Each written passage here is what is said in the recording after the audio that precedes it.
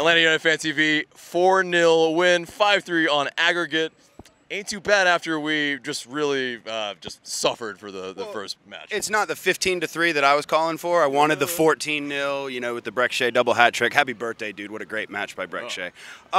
Total, you know, comprehensive team performance. We put in, you know, the effort. The referees gave us nothing. We were literally getting hacked down at every opportunity, but, you know, we didn't let anything really discourage us. Joseph came out on fire. Getting those 2 goals in the first 9 minutes was the salve that we needed, you know, to kind of cool the burn from the last match in Costa Rica. But coming out on top, knowing now that we got Monterrey, it's a great feeling, but it's a lot of matches to play. It is. But, yeah, I mean, going back to Joseph scoring very early, I think that first minute where we got the shot that was saved, I mean, you know, that very easily could have been 1-0. I think it was something like 38 seconds into the match. But to come in, get that first goal, and just see the crowd go wild, and it's like, all right, it's on. It's completely on. This is not going to be – they were shell-shocked. And you could see it. When we got that second, it was literally like, what the hell is going on? Right. And all shout out to every single 17 that made the trek out here to Kennesaw.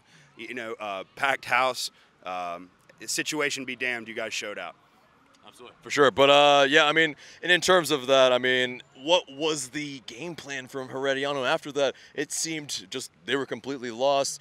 Not really our problem, but, of course, we just obliterated them after that. It's the Mike Tyson analogy. Everybody has a game plan until you get punched in the face. Sure. And we punched them in the face twice. Really, really hard. And it was kind of one of the situations they never seemed to recover. They had a couple of breaks, but it appeared to me that their play was wait for the counter and hoof it long and hope that somebody can outrun somebody, or hope that the referee's going to give LGP a second yellow.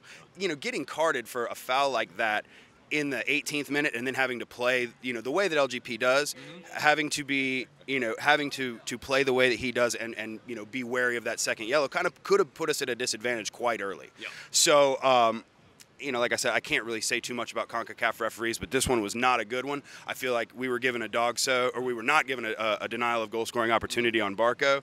I feel like he was really slow to pull a yellow on the Herediano players, as was the Mexican official from the match down there. But you get through it, you survive and advance, and that's what we did. That's what champions do. That's what we do. We put a priority on this, and now hopefully the team will pay attention to the fans that made this trek out here to Kennesaw and do the right thing and gift the 17s that came out here with a ticket to that match at the Benz, and let's put 70,000 plus and show Monterrey what we can do.